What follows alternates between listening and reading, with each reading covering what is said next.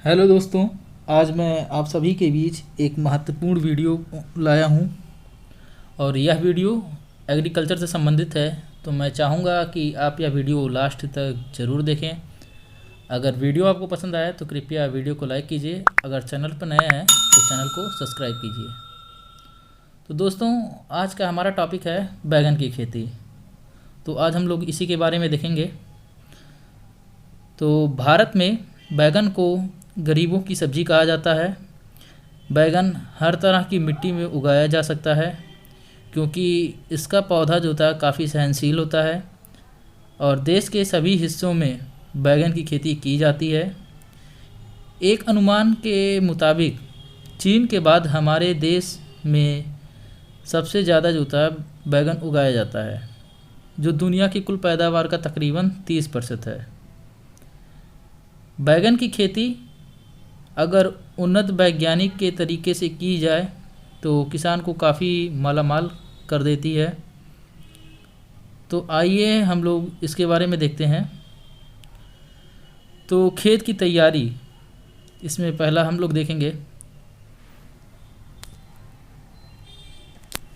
तो खेत की तैयारी में है, बैगन की खेती आमतौर पर सभी तरह की मिट्टियों में होती है, लेकिन दोमट मटियार और चिकनी दोमट मिट्टी में इसकी पैदावार ज़्यादा होती है और जिस मिट्टी में पानी का निकास अच्छा होता है बैगन की खेती के लिए जो होता है ज़्यादा ठीक होता है।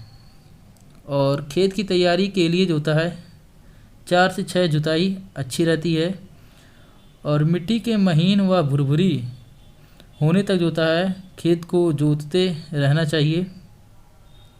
अब इसमें अगला है पौधे कैसे तैयार करें, इसके बारे में हम लोग देखते हैं। तो बैगन को सीधे खेत में नहीं बोया जाता है, पहले इसकी जो है पौध नर्सरी में जो है तैयार की जाती है और नर्सरी के लिए जो है अच्छी मिट्टी का चुनाव करना चाहिए जिसमें कुदरती खाद ज़्यादा से ज़्यादा हो और बीज को बोडो मिश्रण से उपचारित करने से पौध जो होता है सड़न का डर कम हो जाता है। और बीमारियों से बचाने के लिए क्रेप्टॉन का इस्तेमाल करना चाहिए। 1 किलो बीज को उपचारित करने के लिए 4 ग्राम क्रेप्टॉन का इस्तेमाल किया जाता है और 1 हेक्टेयर खेत के लिए 500 ग्राम बीज काफ़ी होता है। नर्सरी में क्यारी 10 सेंटीमीटर की ऊंचाई पर बनाकर पौध तैयार की जानी चाहिए और पौध तैयार करने से पहले क्यारियों को अच्छी तरह से साफ़ कर लेना चाहिए।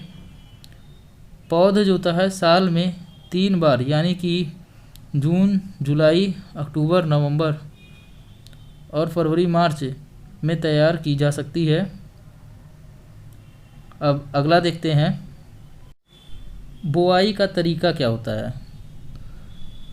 तो जब पौध 4 से 6 पत्ती वाली हो जाए तब इसे खेत में रोपना चाहिए और रोपाई के 2-3 दिनों पहले जो है सिंचाई करना चाहिए जिससे पौध अच्छी तरह से जम जाए और इस तरह रोपाई के भी 2-3 दिनों बाद सिंचाई करने से पौध को जमने में मदद मिलती है।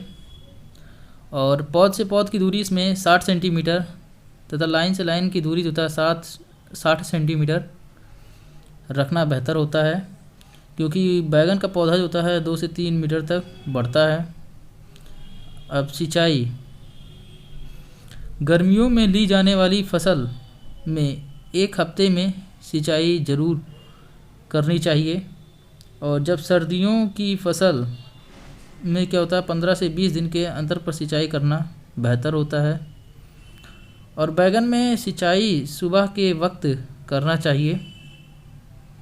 अब अगला देखते हैं, खाद्य और उर्वरक।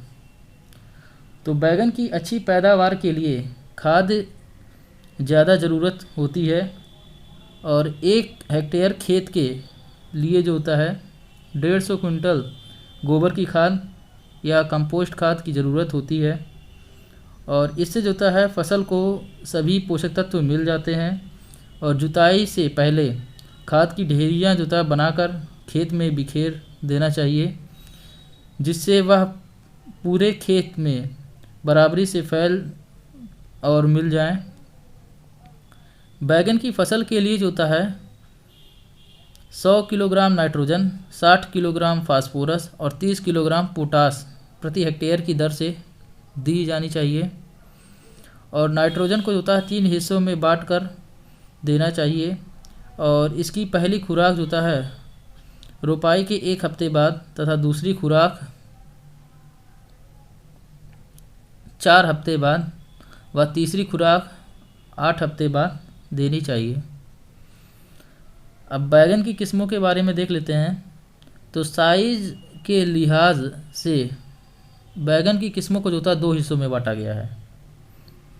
जिस किस्म की मांग या खपत इलाके में हो उसी के हिसाब से किस्मों को बोना चाहिए, पहली बात।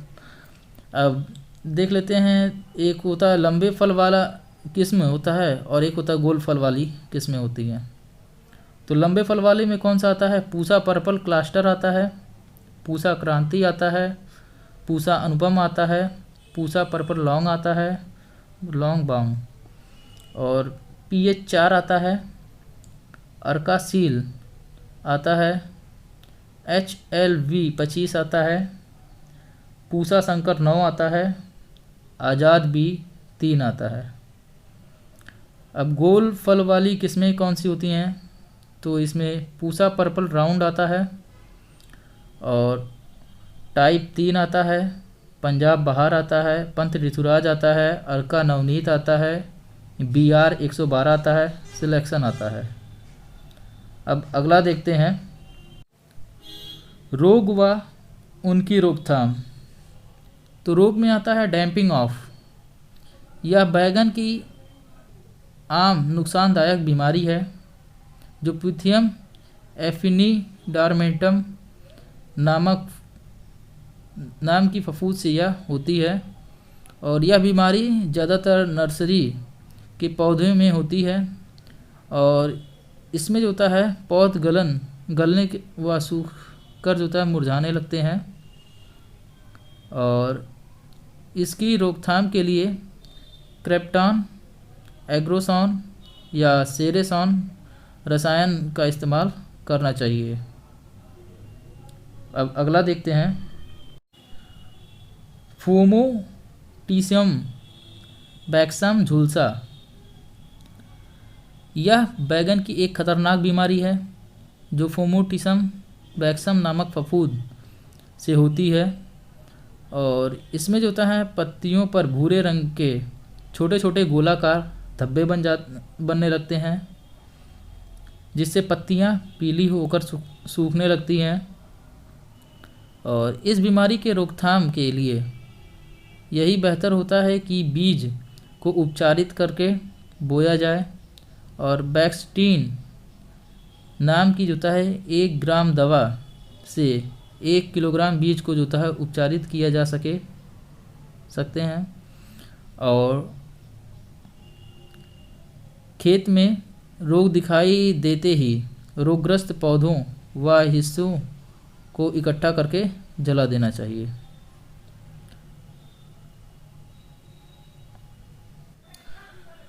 छोटी पत्ती रोग। तो इस रोग को जो होता है लिटिल लीफ भी कहते हैं जो लीफ हॉपर नाम के एक कीड़े से फैलता है। इसमें जो होता है पौधा छोटा रह जाता है और पत्तियां सिकुड़ जाती हैं और इसका प्रमुख लक्षण जो होता है बैगन के पौधे का जो होता है झाड़ी जैसा हो जाना है। और इसकी उचित रोकथाम करने के लिए जो होता है नीम के काढ़े के साथ माइक्रोजाइम नाम की दवा का जो होता है समय पर छिड़काव करना चाहिए। अब अगला है फल छेदक। तो फल छेदक में क्या होता है कि हल्के गुलाबी रंग की यह सूड़ी जो होता है बैगन के लिए बेहद खतरनाक साबित होती है। यह पौधे के तने और पत्तियों को खाने लगती है और फल आने पर यह उसमें जो होता है घुस जाती है, जिससे क्या होता है कि फल बढ़ नहीं पाता है।